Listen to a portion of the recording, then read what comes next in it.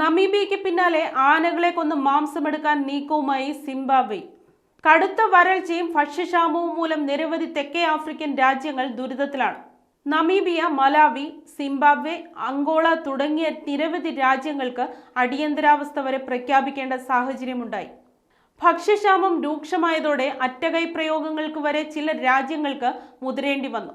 El Nino പ്രതിഭാസം മൂലം രാജ്യം നിലവിൽ നേരിടുന്ന ഭക്ഷ്യപ്രതിസന്ധി പരിഹരിക്കാൻ സിംബാബ്വെ ഭരണകൂടം ആനകളെ വേട്ടയാടാനുള്ള തീരുമാനവുമായി രംഗത്തെത്തുകയാണ്.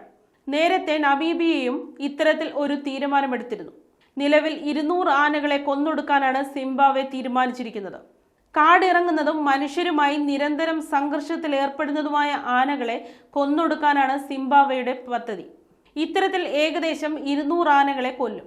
ശേഷം അവയുടെ മാംസം ഉണക്കിയെടുത്ത് ഭക്ഷണം ആവശ്യമുള്ളവർക്ക് എത്തിക്കാനാണ് നീക്കം. രാജ്യത്ത് ആനകൾ ആവശ്യത്തിലധികമുണ്ടെന്നും അവയുടെ സംഖ്യ നിയന്ത്രിക്കേണ്ടതുണ്ടെന്നുമാണ് സർക്കാർ അധികൃതരുടെ വിശദീകരണം. ബോട്സ്വാനയ്ക്ക് ശേഷം ഏറ്റവും കൂടുതൽ ആനകളുള്ള ലോകത്തെ 2ാമത്തെ രാജ്യമാണ് സിംബാബ്വെ. ഏകദേശം 1 ലക്ഷത്തോളം ആനകൾ സിംബാബ്വെയിൽ ഉണ്ടെന്നാണ് കണക്കുകൾ സൂചിപ്പിക്കുന്നത്. ഇതിൽ നിന്ന് പ്രശ്നക്കാരായ 200 ആനകളെ കൊന്നൊടുക്കാനാണ് തീരുമാനം.